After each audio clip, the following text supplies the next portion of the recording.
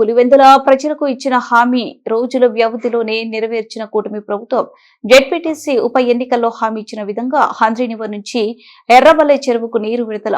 ZPTC ఉప ఎన్నికల సమయంలో నల్లపురెడ్డిపల్లి గ్రామవాసులకు ఇచ్చిన మాట నిలబెట్టుకున్న ప్రభుత్వం నాడు 2015లో మొదటిసారి పులివెందులకు కృష్ణా జిల్లాలో తీసుకుని వెళ్లిన ఘనత చంద్రబాబుది.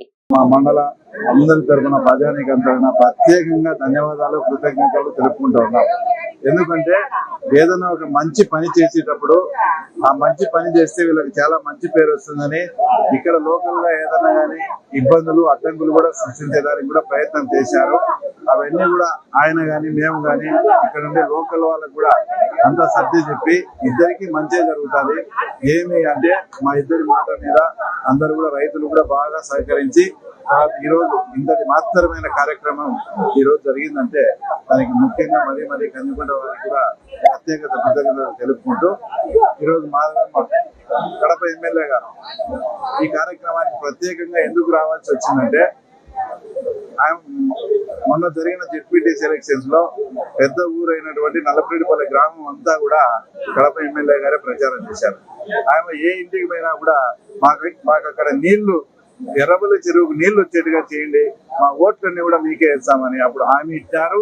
హామీ ఇచ్చిన మేరకు ఆ ప్రాంతంలో మాకు 6,000 ఓట్లతో మెజార్టీతో కూడా గెలిపించడం జరిగింది. కాబట్టి అక్కడ కూడా ఆ ప్రాంతవాసులకు నేను కూడా మాట ఇచ్చిన ఇందులో నా పార్టిసిపేషన్ కూడా ఉండాలనే ఉద్దేశంతో అక్కడ కూడా ఇక్కడికి రావడం కూడా అక్కడ కూడా మరీ కృతజ్ఞతలు తెలుపుకుంటూ ఎలక్షన్ టైంలో మేము ఒక మాట ఇస్తే దాన్ని చాలా మంది వైఎస్ఆర్సీపీకి సంబంధించిన వాళ్ళు ఇది అయ్యేది కాదు, తర్వాత ఎలక్షన్ కోసం అని నా డ్రామాలు ఆడుతున్నారు, మా జగన్ రెడ్డి సీఎం ఉండగానే కాలే, తర్వాత మీరెట్లా చేస్తారని మమ్మల్ని అవహేళన చేసిన వాళ్ళకు తర్వాత ఈ రోజు ఇక్కడ ప్రవహిస్తున్న నీళ్ళని చూస్తే తర్వాత వాళ్ళు ఏం సమాధానం చెప్తారు.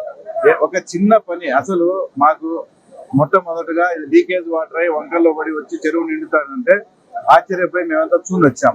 ఆ ప్రజలంతా చెప్తే ఇక్కడ చిన్న వెంటు పెడితే ఒక 30 క్యూసెక్లు ఈ రోజు మేము 150 నుంచి 250 క్యూసెక్లు కూడా ఇస్తాం. మాకు కావాల్సింది 30 క్యూసెక్లే, మిగతా 200 చిల్లర అంతా కూడా కదిరి కాన్స్టిట్యున్సీ వాళ్ళు వాళ్ళ చెరువులు నింపుకునే దానికి ఉపయోగపడతారు. ఇంత చిన్న పని ఒక 5-6 గంటలు పనిచేస్తే అయ్యే పని కూడా జగన్మోహన్ రెడ్డికి ఇన్ని 30-35 ఏళ్ల నుంచి ఒక బానిసలు ఎలాగా వాడుకున్నారో అలాగా రైతాంగాన్ని వాడుకొని వాళ్ళయ్యా మాకు ఆ తర్వాత ఈ చెరువు చాలా జీవనాధారము, ఇక్కడ మీరు పని చేసి పెడితే మాకు చాలా ఉంటుందని అనేక మంది పోయి లీడర్లు పోయి అడిగినా కూడా చాలా అవహేళనగా అవన్నీ పెద్దిరెడ్డి రామచంద్రాన్ని తీసుకోవాలా ఆ టైప్ లో చెప్పి ఇంత చిన్న పనిని కూడా ఆయన చేయలేకపోయినాడు.